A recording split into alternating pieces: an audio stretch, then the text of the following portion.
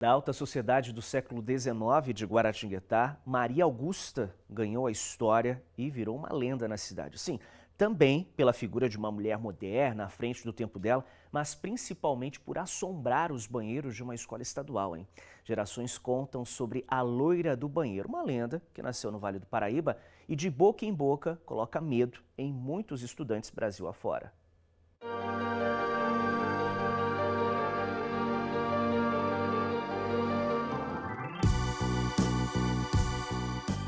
Imagens que representam as pessoas que construíram a cidade de Guaratinguetá, que também é conhecida por ter diversas lendas urbanas, que são contadas de geração por geração.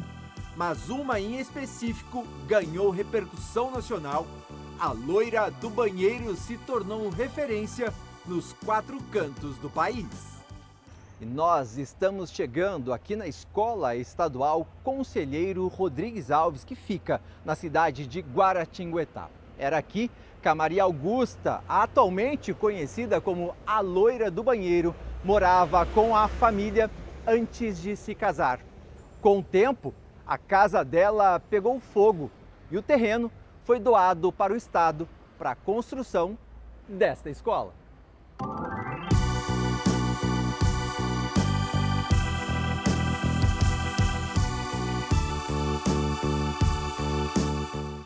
Tiago foi aluno desta escola na década de 90. Ele se tornou professor de história na mesma unidade. Ele acompanhou de perto a lenda da loira do banheiro, tinha medo e muito respeito pela história. Essa lenda servia para colocar medo naquelas crianças que eram mal criadas.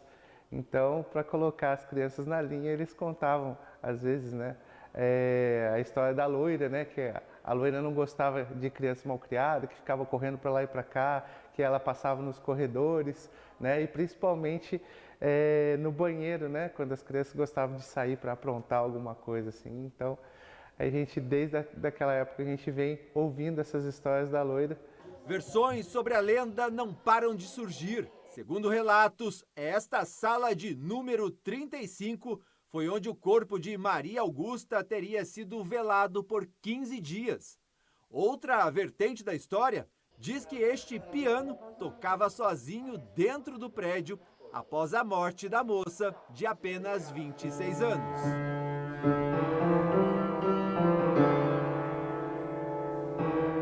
Nunca ninguém viu a loira aparecer, mas algumas pessoas já relataram que ouviram barulhos no banheiro, estalos, essas coisas assim.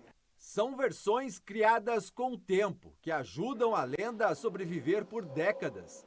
Valéria também foi aluna desta unidade de ensino, se tornou professora e viveu de perto relatos da tão famosa história.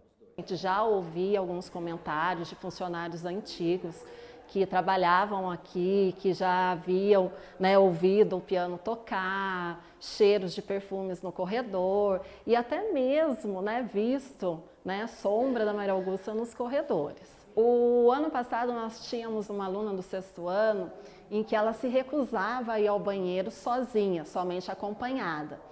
E o pavor era tanto que ela acabou pedindo transferência da escola, com medo, né, de encontrar a suposta, né, loira do banheiro. O ritual de invocação da loira incluía abrir as torneiras do banheiro e repetir 3 vezes o nome dela. Ela faleceu na França de uma doença que na época era um pouco comum, que era a raiva. E isso causava desidratação. E aí depois, quando ela retornou, o corpo dela retornou para Guará, às vezes estava passando perto do banheiro e escutava barulho de água, a gente ia ver e as torneiras estavam todas abertas. Diego é historiador e há anos estuda a lenda da loira do banheiro. Ele conhece a história real e também todas as versões que foram surgindo durante os anos. Maria Augusta é uma figura assim, emblemática que viveu no século XIX, uma mulher que podemos considerar à frente do seu tempo. Ela vai se separar do marido, vai fugir para a França e na França ela vai viver uma vida muito interessante, né? Porque a França era aberta ao pensamento. Só que ela morre muito jovem, aos 26 anos de idade, de uma tuberculose. O corpo é embalsamado colocado em um caixão e mandado para Guaratinguetá. E nesse velório correndo por muito tempo, o corpo embalsamado suporta, um belo dia, Maria Augusta teria aparecido para a mãe, para a irmã, pedindo para ser enterrada. E é nesse momento que nasce a lenda de um fantasma que agora pede para ser enterrado. Você deve ter ouvido falar sobre a lenda da loira do banheiro pelo menos uma vez. Eu ouvi aos 10 anos de idade. Maria Augusta, segundo relatos, foi enterrada neste cemitério aqui na cidade de Guaratinguetá.